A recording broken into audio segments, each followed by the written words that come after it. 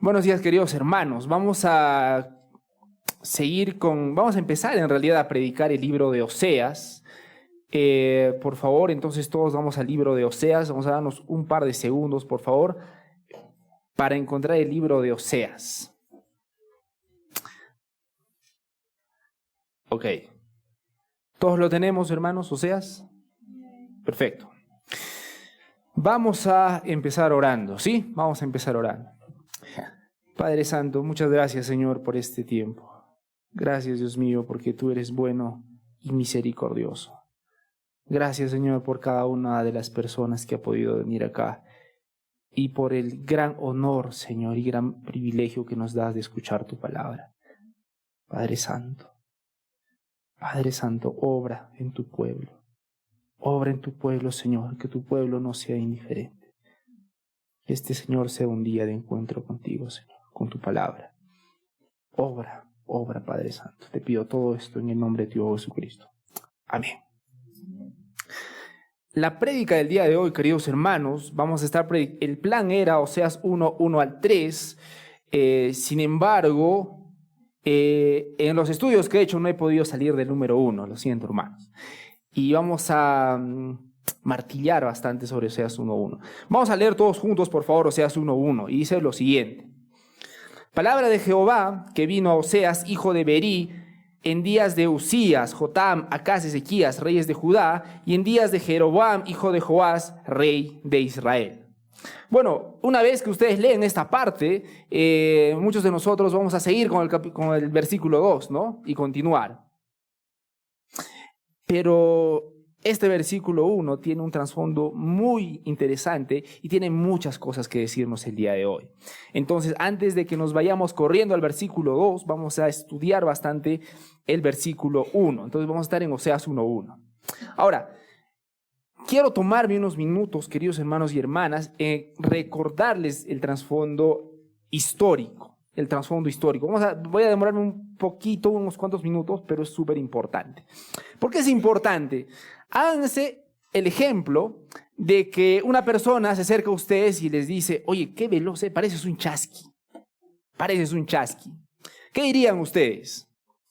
Bueno, los que son del Cusco probablemente entenderán la referencia, ¿no? Porque un chasqui era, en el tiempo de los incas, era un mensajero, bien hermanos, un mensajero que tenía que recorrer largas distancias, ¿no? Y tenía que hacerlo a paso redoblado, ¿no es cierto? Por lo tanto, eso implica que tenía que tener un físico, ciertas condiciones, ¿no es cierto? Claro, pero si tú estás en Cusco lo entiendes rápidamente.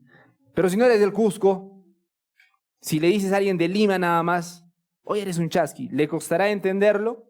Yo creo que sí, ¿no? De otro país, más todavía. Ahora, y que ese mensaje sea dado después de muchos años, va a ser complicado que entiendan esa palabra, ¿no es cierto? Es exactamente donde nos encontramos cuando leemos al profeta Oseas. Nosotros necesitamos entender el contexto histórico en el que ha sido escrito para que podamos entender la magnitud de lo que está diciendo. Yo quiero repetirles esto porque me voy a demorar un par de minutitos nuevamente explicando el contexto histórico, pero quiero recordarles, es importante. Entonces, si me puedes ayudar, Belisario, por favor, con la siguiente diapositiva, que me ha abandonado David.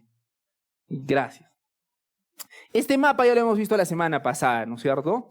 Y lo último que quiero es evocar momentos torturantes de vuestra vida del colegio, en los que tenían que ver mapas aburridos y etcétera, ¿no?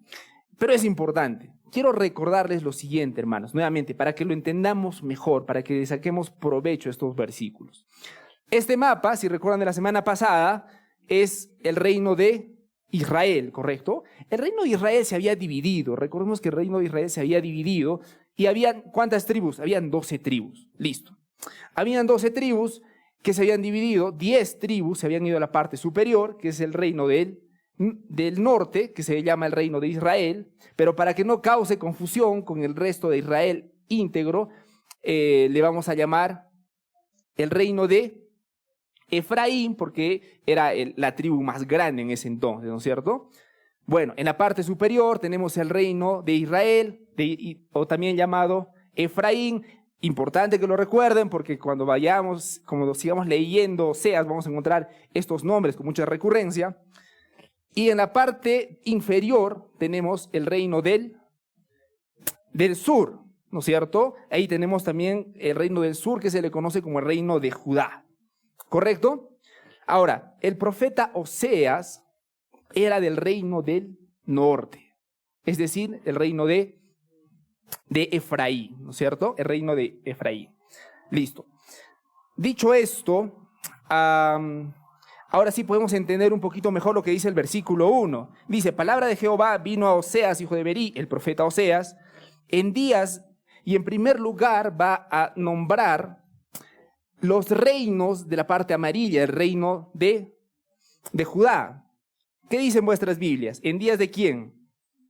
Usías, Jotam, Acaz, Ezequías, reyes de Judá. ¿Qué quiere decir? Que cuando Oseas era un profeta, estaba ejecutando su ministerio cuando estos reyes estaban ahí, ¿no es cierto? Ahora, desde luego que estos 4 reyes no estaban reinando al mismo tiempo, ¿no es cierto? Eso nos da a entender. Es como decir que una persona estaba trabajando durante el gobierno de Toledo y el gobierno de Fujimori. ¿Eso qué les da a entender?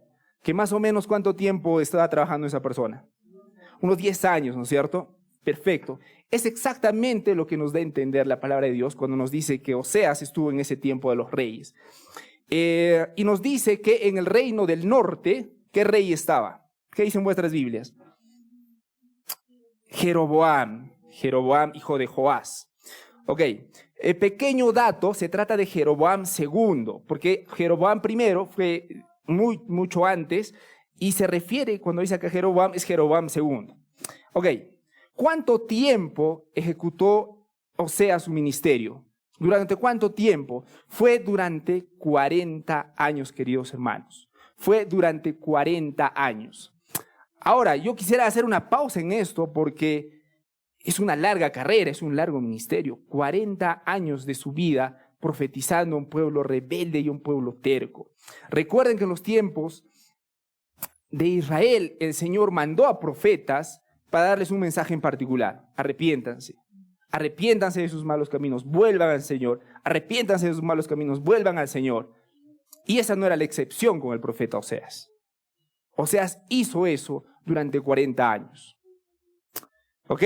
Nuevamente, ¿dónde estaba profetizando el profeta Oseas? ¿En el reino del norte o en el reino del sur? En el reino del norte. Perfecto. Perfecto. Insisto, esto nos va a ayudar bastante para comprender mejor lo que se viene más adelante. Ok. Puedes quitar el mapa, hermano, para que ya no sea de distracción. Ok. La primera cosa, la pequeña mini enseñanza que tenemos de esta prédica es la siguiente. Es ver, hermanos, la perseverancia del profeta Oseas. Este hombre profetizó durante 40 años a un pueblo que no le hacía caso. ¿Cuántos de nosotros le hablamos de la palabra de Dios a unas personas y esas personas no nos hacen caso? ¿Alguna vez nos ha pasado, han experimentado eso? Compartimos la palabra de Dios con toda la sabiduría de Dios, el consejo de Dios, y esas personas no nos hacen caso. Muchas veces son nuestros amigos, muchas veces son nuestros familiares, y no nos hacen caso. Y nosotros podemos caer en la tentación de decir, bueno, ya cumplí con hablar la palabra de Dios, ¿no? Y ahí queda. Pero el profeta Oseas fue fiel al ministerio al que había sido llamado. Profetizó durante 40 años, hermanos. Quisiera que vean la grandeza y la magnitud de todo esto. Ahora, nosotros los creyentes tendremos un llamado. El profeta Oseas tenía su llamado, ser un profeta, profetizar, particularmente al pueblo de Israel. En los días de hoy, ¿tendremos algún llamado nosotros parecido al del profeta Oseas?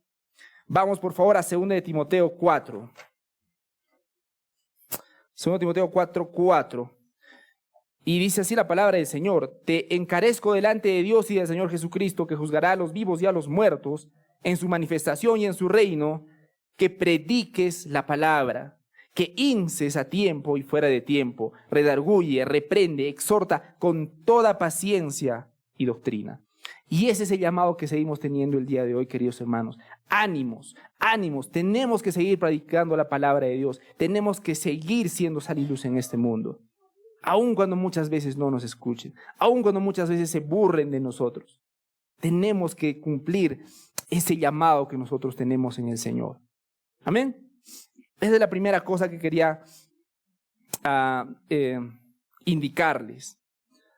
Otra cosa que se presta para el análisis es que los ministros de Dios deben esperar a pasar por honra y deshonra, porque aunque en vuestra Biblia dice que el rey en ese entonces era ¿quién? Jeroboam II, no fue el único rey, hubieron muchos reyes más. Y un dato adicional, que mientras más reyes seguían, cada rey era peor, uno peor que el otro, y la decadencia iba aumentando. Entonces, los ministros de Dios deben esperar pasar por honra y por deshonra, por buena fama y por mala fama, como lo podremos ver en 2 Corintios 6:8. Y deben en ambos casos mantener su integridad y seguir en sus obras. La primera cosa que quería decirles brevemente, queridos hermanos, es que seamos fieles al llamado que Dios tiene en nuestras vidas. Y el llamado general que tiene en nuestras vidas es predicar su palabra. Predicar su palabra, y muchas veces nosotros nos olvidamos. Ok, ese es el primer pequeño análisis que quería hacer. Pero vamos a ir al tema de fondo. Y tiene que ver con el título que ven acá en la pantalla. Acá dice el peligro de los buenos tiempos, ¿correcto? ¿Y por qué dice el peligro de los buenos tiempos? Lo que pasa es que Oseas dio un mensaje cuando Israel era próspero, particularmente el reino de Efraín.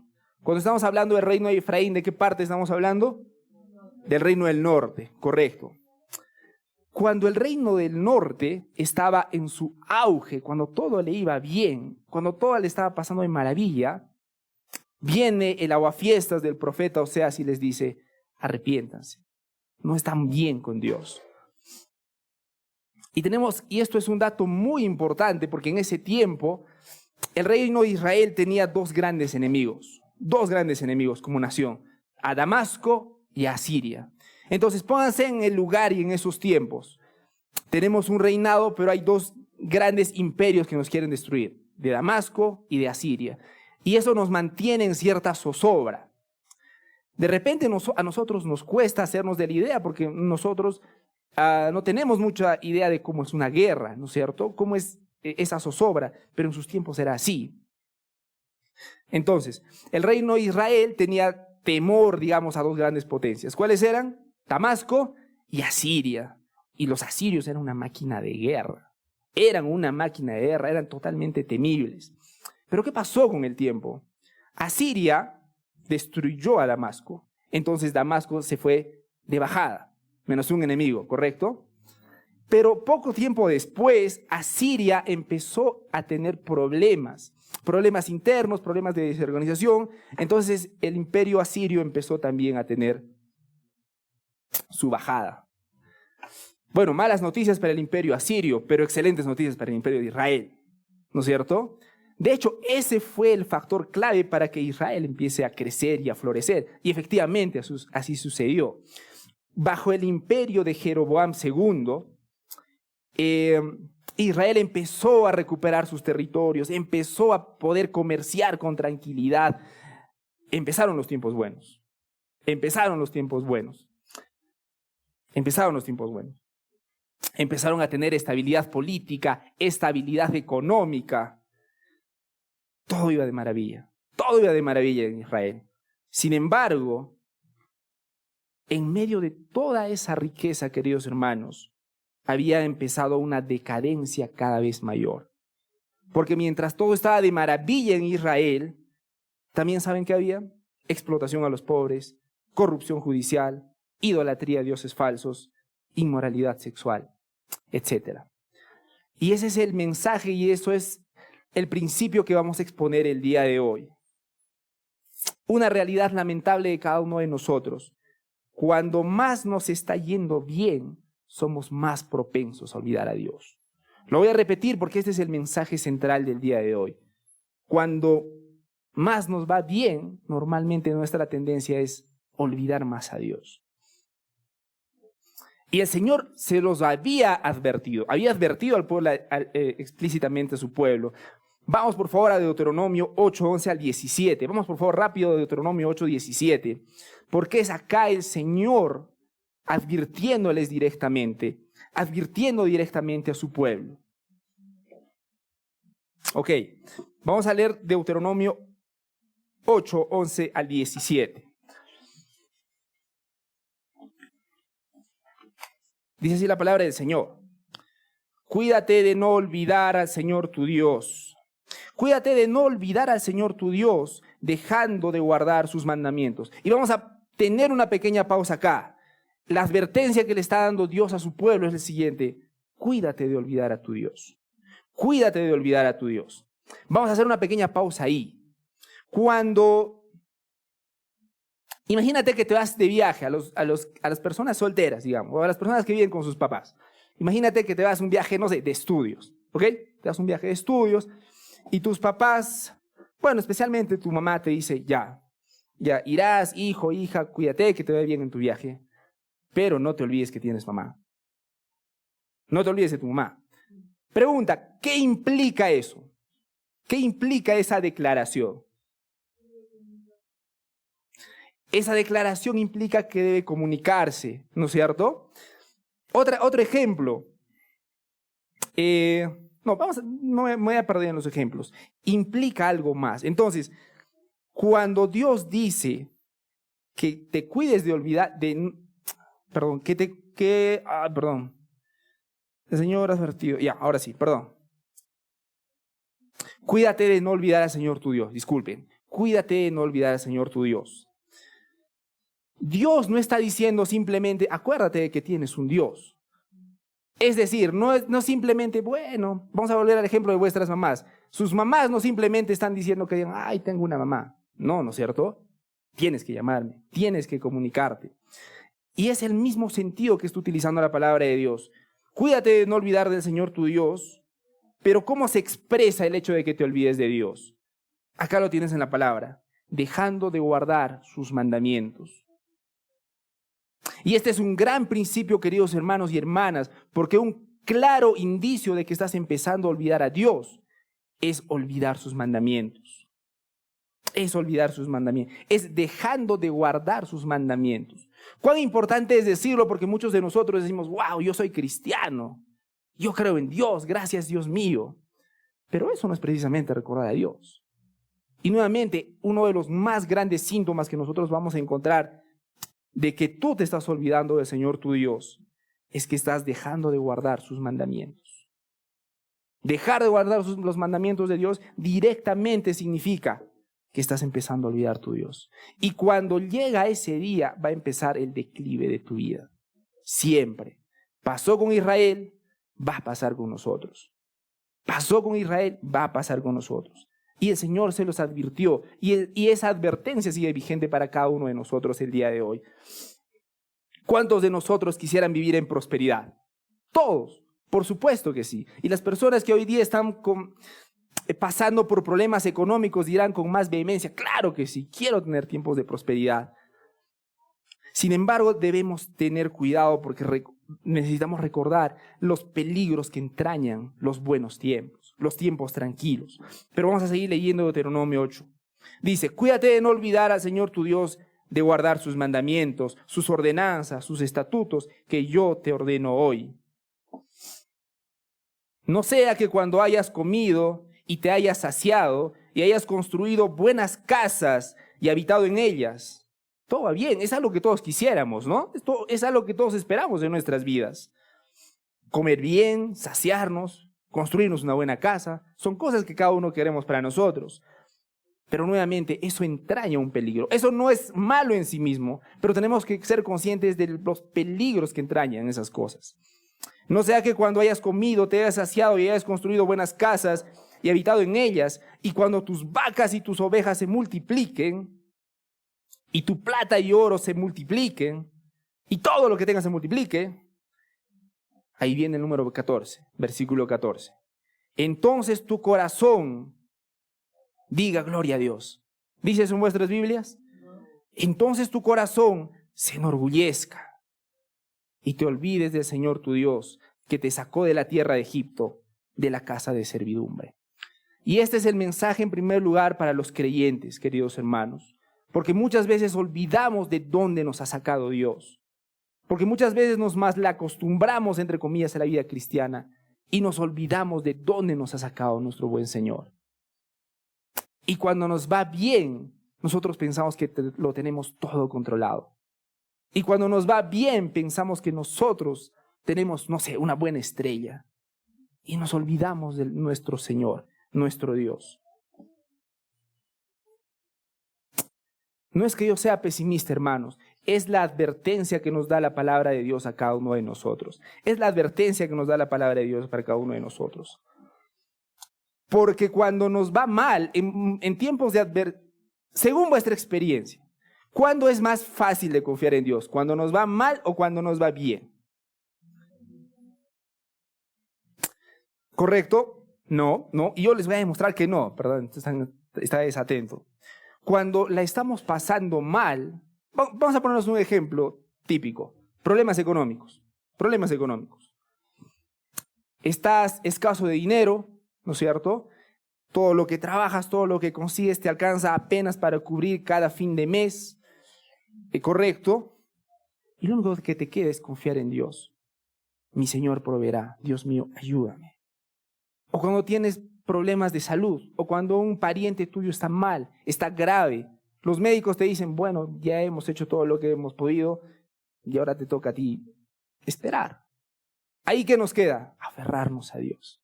Señor, por favor, salva a mi papá, salva a mi mamá, salva a mi familiar, ayúdame, ayúdalo. Es más fácil, entre comillas, aferrarnos a Dios en los tiempos malos. Y es más difícil aferrarnos a Dios en los tiempos difíciles, en los buenos tiempos, en los tiempos de prosperidad. Porque normalmente los tiempos de prosperidad vuelve a la gente orgullosa, satisfecha de sí misma y finalmente mundana. Acuérdense, alguna vez en un punto Pablo dijo, sé vivir humildemente, ¿correcto? Y dice, sé tener abundancia, sé vivir humildemente y sé tener abundancia, decía Pablo. Pero miren el orden en lo que lo dice. Sé vivir humildemente y sé tener también abundancia. Pone lo más fácil primero, entre comillas lo más fácil, y lo más complicado después. Porque vivir en abundancia nuevamente entraña sus peligros y el peligro es que nuestro corazón se vuelva orgulloso. Cuando una persona le va bien tiende a olvidar a Dios. Ese es el mensaje que quiero darles el día de hoy, queridos hermanos. Si hay algunas personas que en este momento están pasando tiempos difíciles en vuestras vidas, yo estoy seguro que el Señor va a traer buenos tiempos. Estoy seguro. ¿Saben por qué estoy seguro? Porque en su palabra dice, el Señor es mi pastor, nada me faltará. Y eventualmente el Señor irá sacándoles de ese problema. Pero cuando el Señor les saque de ese problema, nosotros vamos a tener la tendencia de olvidarlo. Esa es la tristeza de cada uno de nosotros. Esa es la tendencia de cada uno de nosotros. Cuando estamos en problemas, Señor, ayúdame. Y cuando salimos del problema, hacemos lo que queremos. Esa era la tendencia de Israel y esa es la tendencia de muchos de nosotros. Quise encontrar el autor de este dicho, pero no lo pude encontrar, pero se los voy a leer. Los tiempos difíciles, el día de ayer estábamos hablando con el pastor Joe y nos mencionaba esta frase. Los tiempos difíciles, y por favor préstenme atención para que me sigan la idea. Dice lo siguiente, los tiempos difíciles forjan hombres fuertes. Los hombres fuertes crean buenos tiempos. Los buenos tiempos crean hombres débiles. Y los hombres débiles crean tiempos difíciles. Y es un círculo vicioso. Los buenos tiempos. ¿Cuál es el problema con los buenos tiempos? Uno de los grandes problemas con los buenos tiempos es que nos generan comodidad.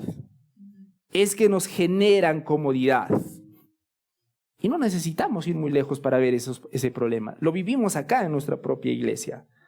Tenemos sana doctrina, tenemos un tiempo de paz. Y eso, en lugar de hacer que busquemos más a Dios, hace que nos sentemos tranquilamente en nuestra comodidad. Los buenos tiempos generan comodidad. ¿Y cuál es el tema con la comodidad, hermanos? ¿Cuál es el problema con la comodidad?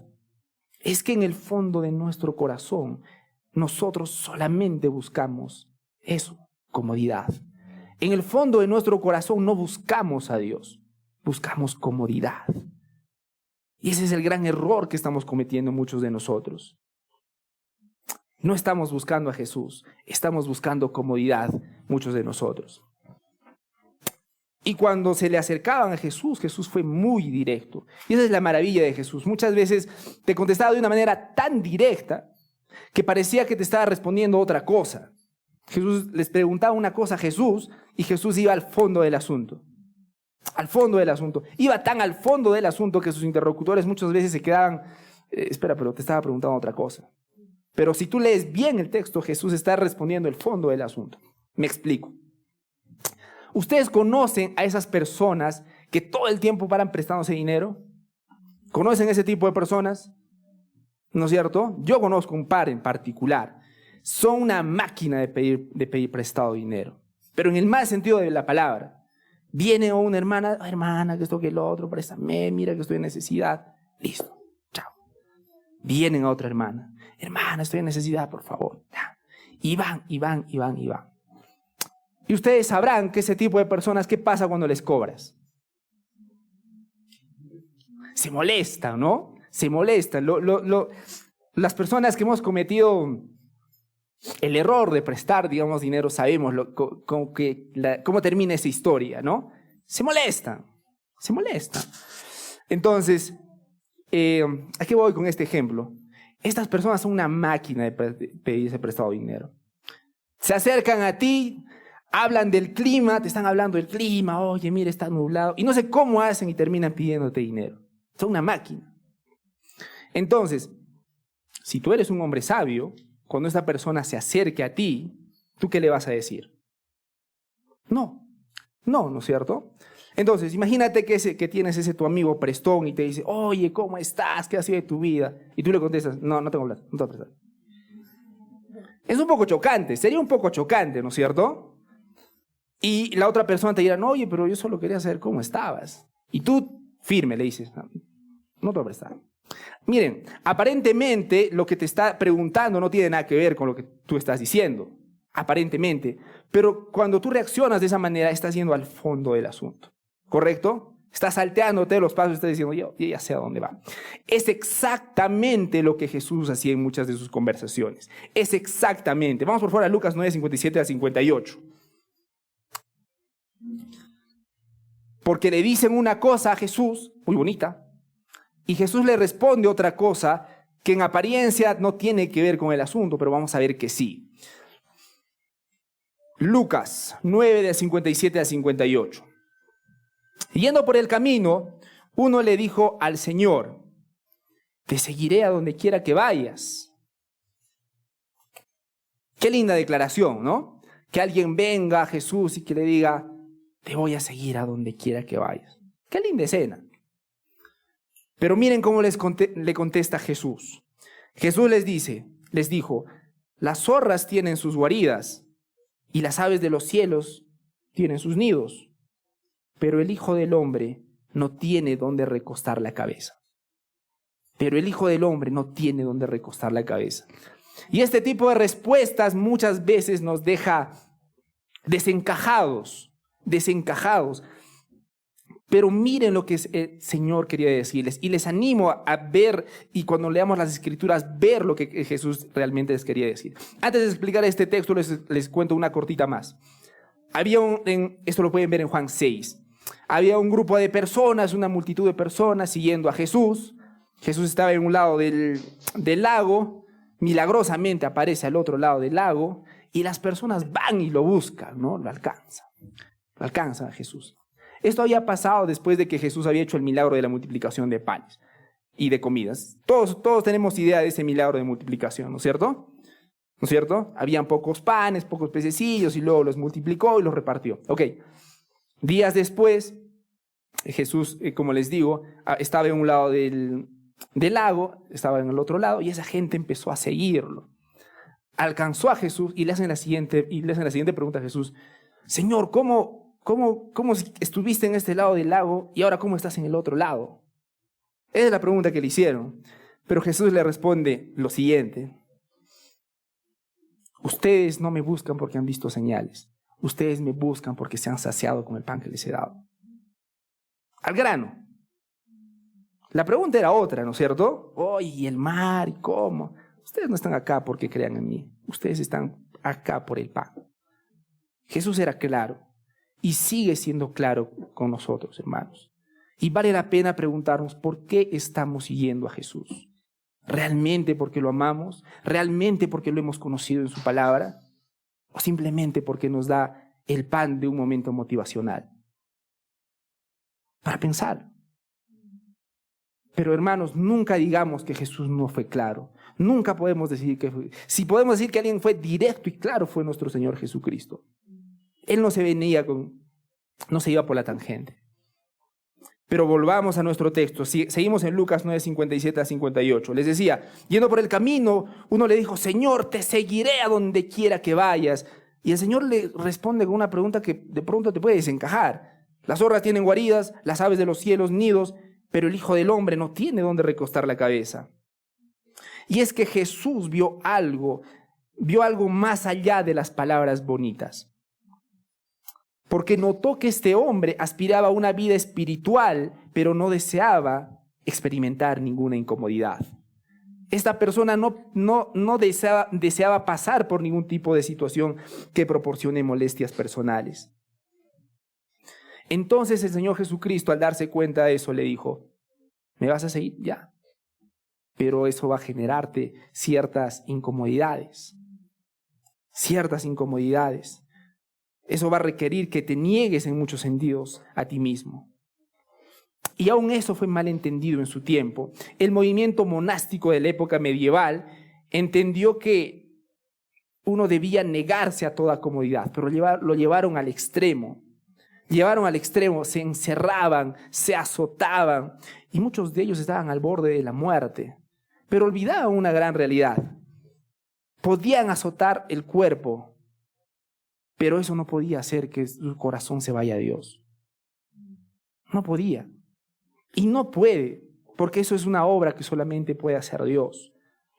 Entonces, la aflicción no es una meta. Seguir a Jesús va eventualmente provocar momentos de dificultad, de aflicción, sí, pero muchas personas lo malentienden y piensan que la aflicción es una meta. Jesús lo que buscaba con esta respuesta era que el hombre entendiera que debía estar dispuesto a sacrificar su comodidad para seguirlo a él. Nuevamente, cuando Jesús le da toda esta respuesta que parece un poco sombría, lo que le está dando a entender es lo siguiente: tienes que estar dispuesto a sacrificar tu comodidad para seguirme. Tienes que estar dispuesto a sacrificar ¿qué? Tu comodidad para seguirme. ¿Cuántos de nosotros, queridos hermanos y hermanas, estamos sacrificando nuestra comodidad para seguir a Jesús? Porque muchos de nosotros estamos súper cómodos siguiendo a Jesús. Súper cómodos. Y cuando hay esa comodidad y pensar que es cómodo seguir a Jesús, tú deberías dudar a qué tipo de Jesús estás siguiendo. Porque el Jesús de la Biblia fue claro, nuevamente. Seguirlo tiene un precio. Seguirlo iba a implicar muchas dificultades. Pero volvemos al tema, hermano. En el fondo de nuestro corazón, muchos de nosotros deseamos que nuestra vida sea como una especie de vacaciones pagadas. Amamos la comodidad, hermanos. ¿Cómo son las vacaciones pagadas? ¿Alguna vez alguien se ha ido de vacaciones? ¿Alguien ha pagado por un tour? O al menos lo han visto en película, ¿no es cierto? Hermano, sí. Teniendo caras de desconcierto. Es el único ejemplo que tengo, hermanos, así que por favor, quedamos. Muchos de nosotros queremos que la vida sea como vacaciones pagadas. ¿A qué me refiero con las vacaciones pagadas? Digamos, ¿te gustaría ir de vacaciones a dónde? Suélteme, por favor, un nombre. Uno, ¿a dónde les gustaría ir de vacaciones? Al Caribe, listo, al Caribe. Tú juntas tu dinero, te privas de muchas cosas, juntas tu plata, ¿no es cierto? Listo. Y compras tu viaje al Caribe. Y la hermana dijo, gloria a Dios. Se va al Caribe, ¿no? Y digamos que la hermana ha pagado un monto X para ir al Caribe y ese monto incluye el alojamiento, la comida y ciertos tours, ¿no es cierto? ¿Qué tú esperas cuando vas a unas vacaciones. Tú esperas ser servido porque tú has pagado por un servicio, ¿correcto? Y tú esperas pasar un momento de relajo, de comodidad y básicamente ser servido. Y lamentablemente es en el fondo de nuestro corazón lo que nosotros queremos de la vida, ser servidos. Pero la palabra de Dios dice algo muy diferente de nuestras vidas. Ni siquiera dice algo diferente, dice todo lo contrario. Que no hemos venido acá para ser servidos, sino para servir. ¿Y quién fue la primera persona que dio ese ejemplo? Jesucristo. Porque el Hijo del Hombre no ha venido, dijo Jesucristo, a ser servido, sino a servir. Hermanos, Dios ha puesto nuestros pies en la tierra para servir, para ser su instrumento de justicia. Y muchos de nosotros nos olvidamos. Y muchos de nosotros simplemente pensamos que la vida es algo que nos merecemos y que nos tienen que servir. Y si no lo han notado, esa es la principal característica que diferencia a un niño de un adulto. Cuando tú ves a un niño, el niño solamente piensa ¿en quién? En mí. Cuando tú ves a un adulto, piensa en mi hijo, en los demás, en mi esposa, qué necesidades tienen. Lamentablemente es algo que pasa también en la iglesia. Un niño espiritual, ¿cómo va a pensar en la iglesia? Yo, mí. Nadie me llama a mí. Hoy nadie me comprende a mí. Nadie me busca a mí. Y es que para un niño espiritual todo se trata de él. ¿Y qué pasa cuando no tiene la atención de las personas? ¿Qué hace un niño cuando no obtiene la atención de las personas? Hace sus tonterías, ¿no es cierto? El niño espiritual también va a hacer sus tonterías, porque piensa que todo gira en torno a él. Y si seguimos la analogía, una persona madura, hermanos, es lo contrario. Mientras el niño piensa, ay, no me han llamado, la persona madura, ¿sabes qué va a decir? Voy a llamar a tal hermano. Hoy lo he visto un poco mal, le voy a dar una llamada. ¿Ven la diferencia entre ser un niño y ser un adulto? Hay una enorme diferencia. El maduro siempre va a pensar en los demás. El maduro siempre va a buscar. Y eso es a lo que les llamo, queridos hermanos. Y eso es a lo que les llamo actuar con madurez. ¿Cuántos de nosotros, aún siendo cristianos, estamos actuando como niños? Simplemente pensando en nosotros, en la próxima golosina que quiero. ¿Cuántos de nosotros seguimos, discúlpenme el uso de la palabra, en esa tontería, hermanos? Pero Dios no nos ha llamado a esa vida. Seamos maduros, pensemos en nuestro prójimo. Aún las personas que aún viven con sus padres, hermanos, ¿alguna vez se han preguntado si sus padres necesitan alguna palabra de ánimo? Muchos de nosotros no. O los que estamos casados. Muchas veces cuando estamos casados solamente pensamos en lo que mi pareja no me está dando. Y no nos damos el tiempo de decir, ¿qué necesita mi pareja? Señor, ayúdame a amar a mi pareja como tú quieres que la ame.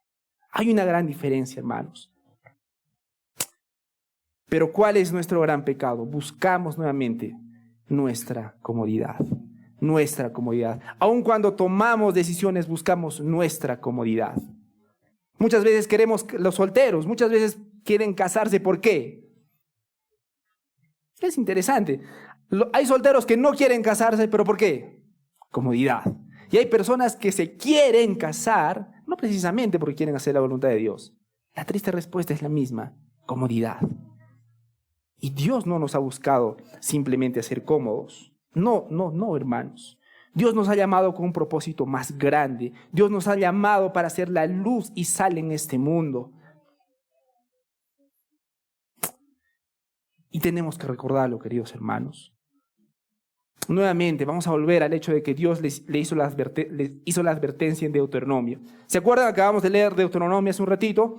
El Señor les está diciendo, cuídense de olvidar al Señor. Cuídense de olvidar. Si olvidaban a Dios, los israelitas, ¿qué iba a pasar ¿cuál es el peligro de olvidarse de Dios? ¿Cuál es el peligro de olvidarse de Dios? Tiene sus grandes peligros. Y en los israelitas, ¿cómo era? Si los israelitas empezaban a olvidar a Dios, los israelitas iban a buscar dioses ajenos. Ojo, cuando una persona olvida a Dios, empieza a buscar a un Dios que lo reemplace. Ese es el gran problema. Nosotros pensamos que Dios es como un padre que, no sé si quienes han tenido la dicha de que vuestro padre les enseñó a manejar bicicleta. A los de la vieja escuela, nuestros papás nos hacían aprender a manejar la bicicleta y por supuesto que el costo de nuestras rodillas era un poco difícil de soportar, pero aprendíamos. Pero una vez que aprendías a manejar la bicicleta ya no necesitabas a tu papá y te ibas lejos, ¿no? Y bueno, historia aparte. Pero ya no necesitabas a tu papá. Muchas veces pensamos que la vida cristiana es así. Necesito a Dios por un tiempo, pero ahora ya estoy bien. Tranquilo, puedo hacer mi vida tranquilo. Qué grave error, queridos hermanos, porque el corazón ha sido diseñado para someterse a Dios. El Señor creó a la gente no solo con la capacidad de adorar. Escuchen bien, hermanos. Dios no solamente ha creado a la gente con la capacidad de adorar, sino con la necesidad de adorar. No solamente nos ha creado con la capacidad de adorarlo, con la capacidad, sino también con la necesidad de adorarlo. Todos necesitamos adorar a Dios. Y cuando nos olvidemos de Él automáticamente, no vamos a ir a caminar solitos. Nuestro corazón va a buscar otro Dios. Con minúscula, por supuesto. Bíblicamente, ¿cómo se llama a esos dioses con minúscula? Ídolos. Correcto, ídolos. Ese es el peligro. En épocas de prosperidad, si no tememos a Dios, esa prosperidad nunca va a ser suficiente. Y eso es lo terrible, hermanos. Acá yo no quiero hacer una apología a la pobreza. Les quiero adelantar. Por si alguno de ustedes me está mirando con malos ojos. Yo no quiero hacer una apología a la pobreza. El problema es que dos cosas. Uno, cuando las cosas te empiezan a ir bien, te olvidas de Dios. En primer lugar. Y lo segundo es que nunca, esa prosperidad a la que vas a estar sin Dios, nunca, pero nunca va a ser suficiente. ¿Saben qué dicen cuando hablas con gente que tiene mucho dinero para que se sienta totalmente plena? ¿Cuánto dinero dicen que les falta? Un poquito más. Un poquito más. Y ese un poquito más nunca llega. Nunca llega, hermanos. Déjenme contarles el caso de Andrew Carnegie. No sé si lo estoy pronunciando, pastor Joe, bien. Perdóname si le estoy haciendo mal, por favor. Pero Andrew Carnegie se convirtió en uno de los hombres más ricos del mundo. Tenía una compañía de acero. Y esa compañía de acero empezó a facturar mucho, pero mucho dinero. Ok, Andrew Carnegie ya era millonario. En ese entonces él tenía 33 años. Imagínense tener toda la plata del mundo a los 33. ¿Cómo se sentirían? ¿Qué harían? Todos están frotando las manos, hermano. Tenía todo el dinero del mundo y tenía toda la juventud por delante. ¿No? 33 años, bueno, más o menos joven, ¿no? Más o menos joven.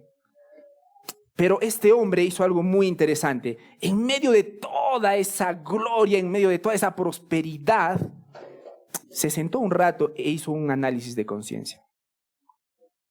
Y eso es algo que deberíamos hacer también nosotros. Porque muchas veces estamos corriendo por la vida, apresurados, terminando esto, terminando lo otro, y no nos ponemos una pausa para pensar si realmente estamos haciendo bien las cosas. Y para ser más exacto, para saber si realmente estamos haciendo la voluntad de Dios. ¿Te has puesto a pensar en eso? En medio de todos tus afanes, ¿estarás haciendo la voluntad de Dios? ¿Dios realmente querrá que estés en ese trabajo? De repente la respuesta es que sí. Entonces pasamos a la siguiente pregunta.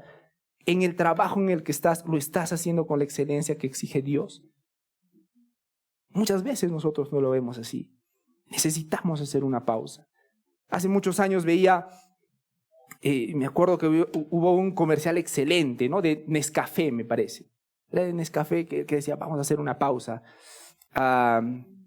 Y necesitamos hacer esas pausas necesarias. Pausas necesarias para saber qué rumbo estamos dándole a nuestras vidas. Y este hombre, este millonario de 33 años, lo hizo. Se sentó Porque pónganse en su lugar, tienen toda la plata del mundo a los 33 años. ¿Eso va a provocar cambios en ustedes, sí o no? Sí. Y él estaba viendo cómo procesaba su corazón todo eso. Tuvo la inteligencia de meditar un rato. Y escribió algo muy interesante. Y présteme atención, por favor. Esto es lo que él escribió. El ser humano, él lo dijo, el ser humano necesita tener un ídolo. La acumulación de riquezas es una de las peores especies de idolatría. No hay ídolo que rebaje más que la adoración al dinero. Y ojo, él no lo está diciendo un pobre. Porque muchas veces pueden decir, bueno, claro, tú envidias. Él lo está diciendo un hombre inmensamente millonario. Sigo leyendo lo que él dijo. Cualquiera que sea la actividad a la que me dedique, me tengo que dedicar a ella de manera desmesurada. Por consiguiente, debo tener cuidado de escoger la vida que más eleve mi carácter. Continuar por mucho tiempo más abrumado por las preocupaciones de los negocios y con la mayor parte de mis pensamientos centrados por completo en la manera de acumular más dinero en el menor tiempo posible, es algo que me tiene que desagradar. Y miren lo que dice este millonario. Voy a renunciar a mi negocio a los 35 años. ¿Cuántos años tenía al momento en que lo he escrito? 33. Quiere decir que el plan era 2 años más y me retiro. Voy a renunciar a mi negocio a los 35 años. Pero durante estos 2 próximos quiero pasarme las tardes buscando instrucción y leyendo de manera sistemática. ¿Qué les parece esa resolución? ¿Qué les parece esa conclusión? Interesante, bonita. En conclusión, para los que tal vez se han perdido un poquito, él dijo, dentro de 2 años voy a dejar el negocio. Pero mientras tanto, voy a estar buscando instrucción, voy a estar leyendo de manera sistemática. Adivinen qué pasó. No murió. No estamos en una novela japonesa, no. Coreana, creo, ¿no? No sé en qué novelas. Los protagonistas mueren en la mejor parte. No murió. ¿Creen que ese hombre dejó su negocio?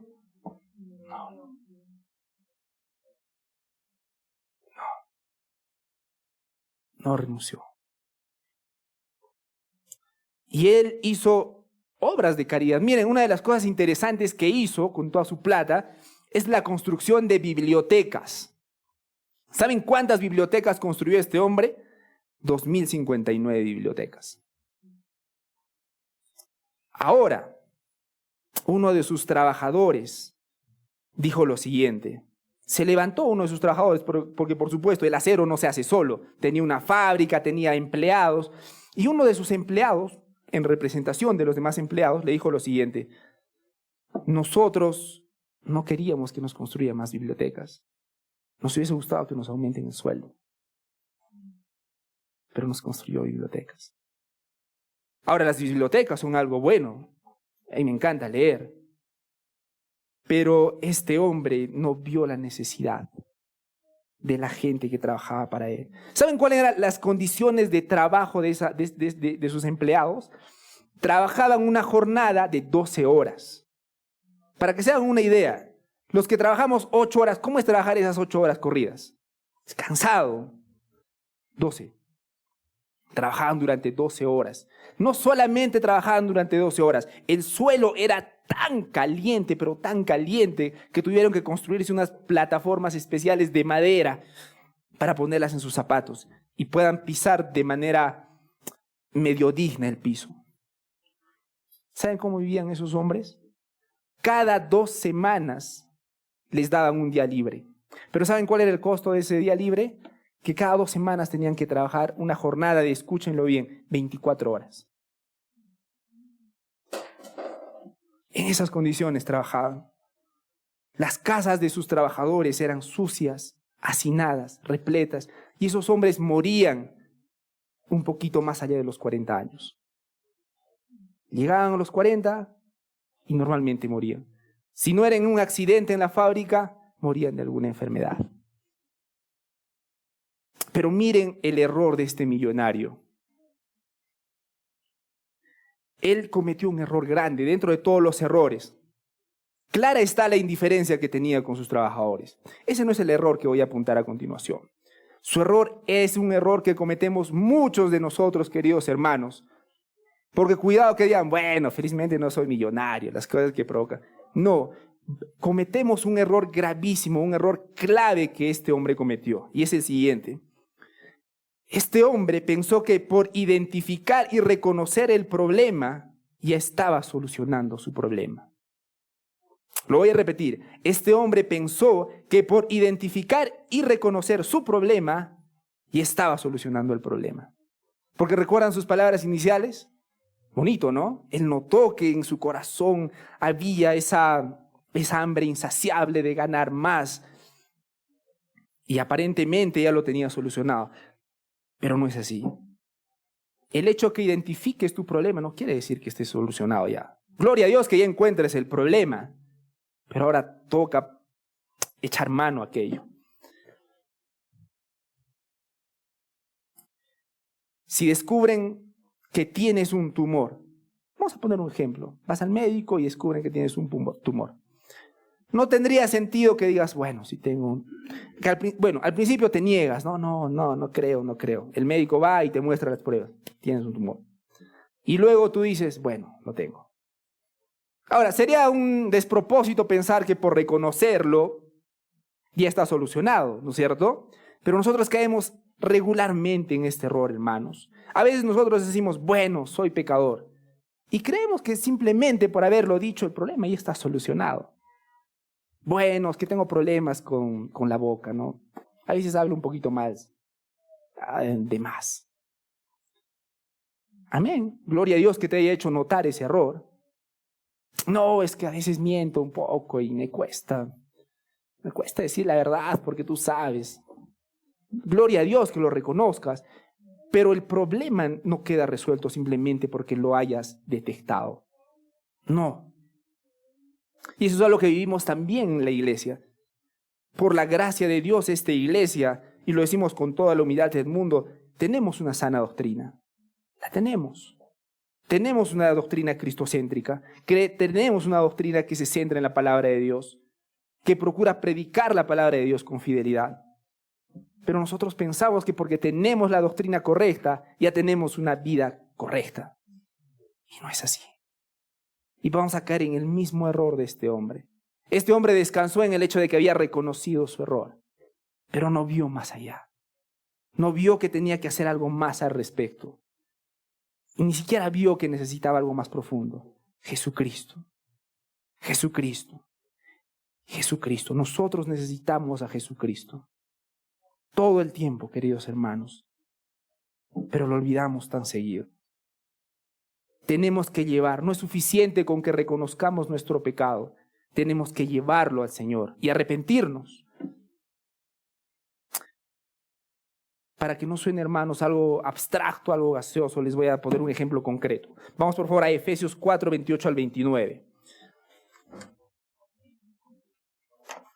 Dice así la palabra del Señor en Efesios 4, 28 al 29. Porque algunos de nosotros podemos decir, bueno, yo reconozco que soy pecador, pero eso de llevar mis pecados a Cristo y luego, eso me parece un poco abstracto. Vamos por favor a Efesios 4, 28 y 29 y lo voy a leer. Dice así la palabra del Señor en Efesios 4, 28 al 29. El que roba, no robe más, sino más bien que trabaje haciendo con sus manos, ¿qué? Lo que es bueno, a fin de que tenga que compartir con el que tiene necesidad. Ahora, si tú dices que robas, reconócelo y reconoce delante de Dios que es un pecado. Es un pecado robar, hermanos. ¿Estamos de acuerdo en que es un pecado robar? Sí, ¿no es cierto? Veo dudas en sus ojos, hermanos. Cuidado. Robar es un pecado. Y ahora hay muchas maneras de robar también. Y una de las maneras de robar, pongo un ejemplo sencillo, piratear libros en PDF. Es un tema con el que me he ganado muchos detractores, digamos. Pero lo voy a decir de una manera clara. Mondo y lirondo, como dirían otros. Piratear libros en PDF es robar. Es robar. Es robar. No sé si han visto No, cuando en la escuelita nos han obligado a leer un libro que se llamaba Paco Yunque. No sé si todos lo han leído. Bueno, si han tenido primaria lo han leído, ¿no? Yo creo que la mayoría lo ha leído. Paco Yunque básicamente trata de Paco Yunque, ¿no es cierto? ¿Qué profundidades estoy hablando, por favor? Paco Yunque trata de un niño que finalmente, para no spoilearles, en la parte final hace su tarea, ¿no es cierto? Hace una tarea hermosa, impecable, y aparece su antagonista. ¿Quién se acuerda quién era su antagonista? Paco Fariña se llamaba. ¿Y qué hace Paco Fariña? Secretamente le roba la tarea y se la presenta al profesor. Y él queda con todos los méritos, ¿no es cierto? Y todos nos indignamos porque pobrecito Paco Yunque, cómo le ha robado, etcétera, ¿no? Injusticia. Pero es exactamente lo mismo que pasa con los libros pirateados. Una persona se esfuerza, se mata para sacar un libro. Pero otra persona viene, lo fotocopia y lo revende a un módico precio de $9.90.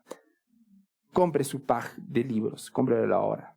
Y eso es una tristeza, hermanos. Yo veía en Facebook, me parece, pack de libros reformados, $9.90. Y cuando me puse a ver los comentarios, gloria a Dios. Gloria a Dios, hermano, gracias por esa información. Pero ese es un comentario aparte. Robar. La palabra de Dios dice, el que roba, no robe más. Pero no solamente que no robemos más. La palabra de Dios nos lleva más allá, sino más bien que trabaje, haciendo con sus manos lo que es bueno, a fin de que tenga que compartir con los que tienen necesidad. Miren lo interesante, hermanos. Abandonar nuestro pecado no significa solamente dejar de hacerlo. No significa solamente ir a Dios. Significa que ahora vas a buscar el bienestar de los demás. Es interesante. No salga de vuestra boca ninguna palabra mala. ¿De cuántos de nosotros ha salido palabras malas de nuestra boca? ¿Cuántos de nosotros nos acercamos a nuestro prójimo para darles un comentario venenoso? En apariencia bien, pero en el fondo venenoso. Y la palabra de Dios dice, no salga de vuestra boca ninguna palabra mala, sino que sea buena para la edificación, según la necesidad del momento, para que imparta gracia a los que escuchan. Bueno, hermanos, yo quería redundar en esta realidad.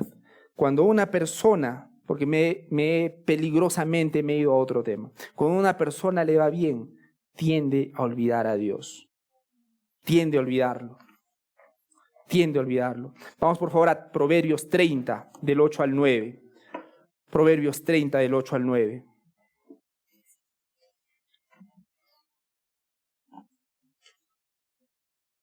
¿Cómo dice la palabra de Dios en Proverbios 30, del 8 al 9?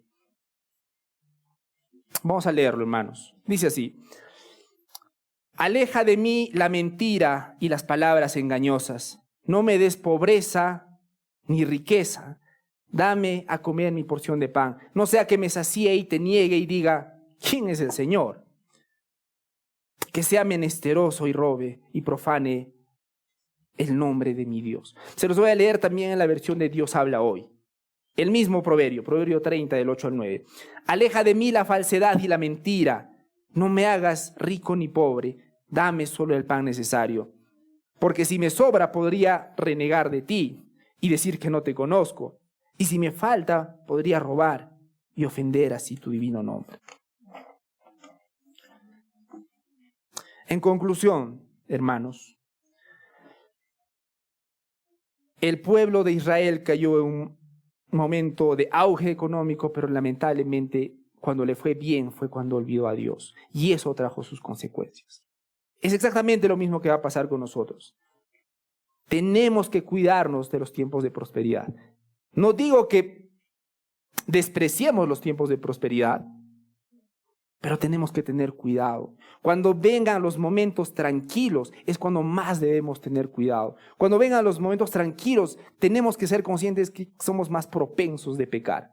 ¿Se acuerdan del pecado del rey David? ¿En qué momento de su vida él pecó?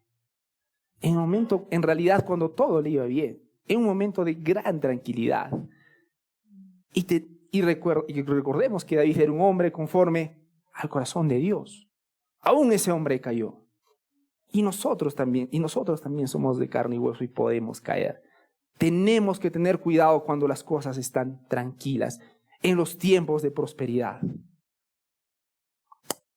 Y tengo un mensaje en primer lugar, tengo un mensaje para los creyentes y un mensaje también para los no creyentes. Y el mensaje para los creyentes es el siguiente.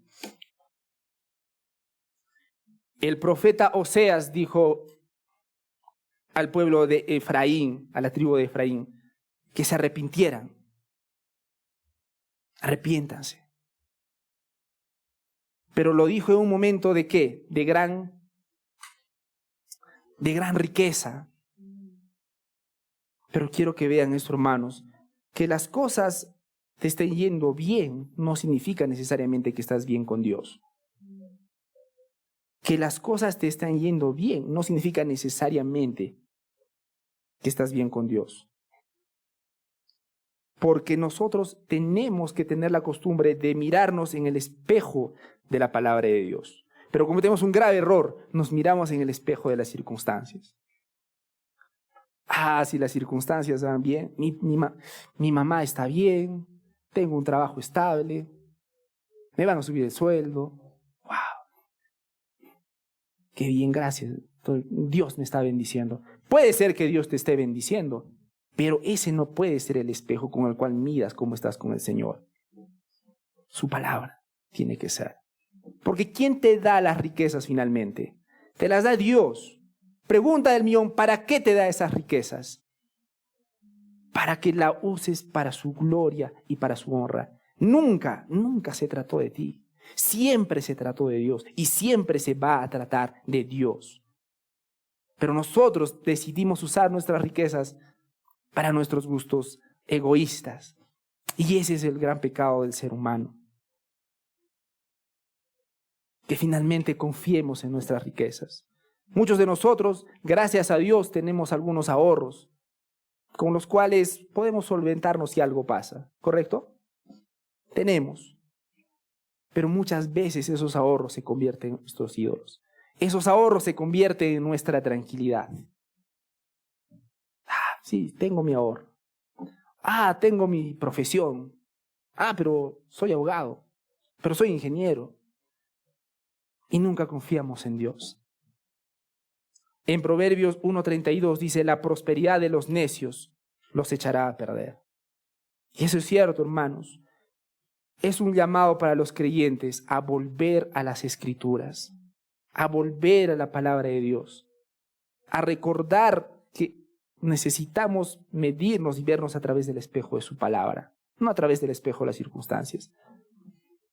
Porque cuando las circunstancias vayan mal, tú puedes pensar que estás mal con Dios y no necesariamente es así. Y finalmente tengo un mensaje para los no creyentes. Porque hay muchas personas acá que no son creyentes. Hay muchas personas acá que no son creyentes. Y esa es la triste realidad. Las personas que no son creyentes básicamente dicen, yo no necesito creer en Dios para que me vaya bien. Esa es la máxima del creyente, ¿no? Yo soy el arquitecto de mi destino. El amo de mi alma. No necesito creer en Dios para que me vaya bien, dice el no creyente. Y esas personas, y si tú eres una de esas personas que no cree en Dios, quiero decirte algo. Decir que no necesitas a Dios para que te vaya bien, es tan ingenuo como decir, no necesito pulmones para respirar, me basta con mi nariz. Es una tontería, es una tontería. Yo quiero preguntarte, a las personas, especialmente a las personas que no creen en Jesucristo, ¿por qué crees que las cosas te van bien?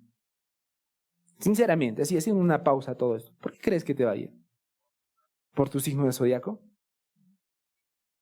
¿Porque no has nacido de cabeza sino de pie? Ya sé, porque naciste a los 7 meses. Wow, los que nacen a los 7 meses tienen una estrella especial. Naciste en un año par. ¿Por qué crees que te va bien? Yo te voy a decir por qué te va bien. Porque Dios hace salir su sol sobre malos y buenos y hace llover sobre justos e injustos. Cada vez que te va bien, quiero que recuerdes lo siguiente: es algo que Dios te ha dado. Es algo que Dios te lo ha dado. Quiero recordarte, Dios te ha hecho. Dios te ha hecho. Pero no solamente te ha hecho para Él. Te ha hecho para Él. Y nosotros lo olvidamos. Y cada día olvidamos que nuestro Señor nos demuestra su misericordia. ¿Saben cómo se demuestra su misericordia? Cada mañana que nos levantamos, abrimos los ojos y vemos los rayos del sol. Ahí notamos que Dios nos da su misericordia. Ojo, no estoy diciendo que Dios nos regala un día de vida, porque sería un error decir que Dios nos regala un día de vida. Dios nos da un día de vida, pero vamos a tener que rendir cuentas un día. No nos olvidemos de eso. Pero acuérdense, Dios es un Dios misericordioso. Cada uno de nosotros sabemos que hemos pecado. Lo sabemos. No necesito convencerlos de eso. Y el hecho que Dios te mantenga con vida demuestra que es un Dios misericordioso. Misericordioso, misericordioso. Pero ¿saben qué? Un día eso se va a acabar. Un día eso se va a acabar. Miren cómo lo dice en Deuteronomio 32 al 35. No es necesario que vayan, yo se los voy a leer. Mía es la venganza y la retribución. A su tiempo el pie de ellos resbalará, porque el día de su calamidad está cerca. Ya se apresura lo que está preparado. Y esa es la triste realidad de muchos de nosotros. El día de tu calamidad está cerca. Lo voy a repetir, hermanos. El día de tu calamidad está cerca. Particularmente a los que no creen en Dios. Particularmente a los que no creen en Jesucristo. No lo digo yo, lo dice la palabra de Dios. El día de tu calamidad está cerca. Va a haber un día en que la gracia de Dios se va a cortar y vas a tener que apartar de este mundo. Y sabes qué, hermano, y sabes qué, amigo, amiga, horrenda cosa es caer en manos de un Dios vivo. Horrenda cosa es caer en manos de un Dios vivo. No temáis a los que matan el cuerpo, mas el alma no pueden matar. Temed más bien a aquel que puede destruir el alma y el cuerpo en el infierno. Y por supuesto se está refiriendo a Dios. Entonces, hermanos, si no crees en Dios, si crees que te basta con tu inteligencia, con tu carrera, con tu astucia, acuérdate, el día de tu calamidad está cerca. Si no te arrepientes, si no te arrepientes y crees en el Señor Jesucristo, el día de tu calamidad está cerca. Pero quiero cerrar con un mensaje de esperanza y les quiero leer Juan 3, 16 al 18. Dice así la palabra del Señor. Porque de tal manera amó Dios al mundo que ha dado a su Hijo unigénito, para que todo aquel que en Él cree no se pierda, mas tenga vida eterna. Porque Dios no envió a su Hijo al mundo para condenar al mundo, sino para que el mundo sea salvo por Él. El que en Él cree no es condenado, pero el que no cree ya ha sido condenado, porque no ha creído en el nombre del unigénito Hijo de Dios. El que no cree ya ha sido condenado. No importa cuán bien te esté yendo, no importa cuán cómodo estés, no importa cuán genial te esté yendo en el trabajo, no importa que tu salud esté espléndida, el día de tu calamidad está cerca. Arrepiéntete y cree en el Evangelio. Pero también es un mensaje para nosotros los creyentes. Israel decía, ay, somos el pueblo de Dios. Y abandonaron a Dios. Y nosotros podemos caer en el mismo error. Ay, soy cristiano. Qué fácil es decir soy cristiano en estos días, hermanos. Qué fácil es decir. Pero muchos de nosotros nos hemos alejado kilómetros y kilómetros ya de nuestro Señor. Aún para esas personas, acuérdense, hermanos, el día de su calamidad está cerca. Pero hay esperanza en Jesucristo. Arrepiéntanse, tanto para creyentes como para incrédulos, el mensaje es el mismo. Arrepiéntanse, busquen a nuestro Señor Jesucristo. Y no olvidemos, porque si no lo hacemos, tú te puedes dar el lujo de ignorar todo esto, pero yo te dejo con la palabra de Dios. El día de su calamidad está cerca. Vamos a orar. Padre Santo, gracias por este tiempo que nos has dado, Señor. Gracias por tu gloriosa palabra. Gracias, Señor, porque tú eres bueno. Como sabemos que tú eres bueno, nos tienes acá, escuchando tu palabra. Ayúdanos, Señor, y perdónanos todas las veces que nos hemos olvidado de ti.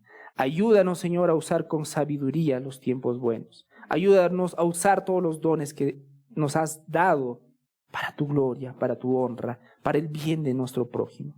Perdónanos por cada vez que nos comportamos como niños y no nos comportamos de la manera como nos ha enseñado Jesucristo. Padre Santo, en esta hora te pido que obres en las personas y que traigas convicción de pecado, Señor, en mis hermanos y en los que no son mis hermanos, Señor. Mientras haya vida, hay esperanza de que puedan recurrir a ti, Señor, y reconocerte como su único Dios y como su único Salvador. Padre Santo, te pido todo esto en el nombre de tu Hijo Jesucristo. Amén. Amén.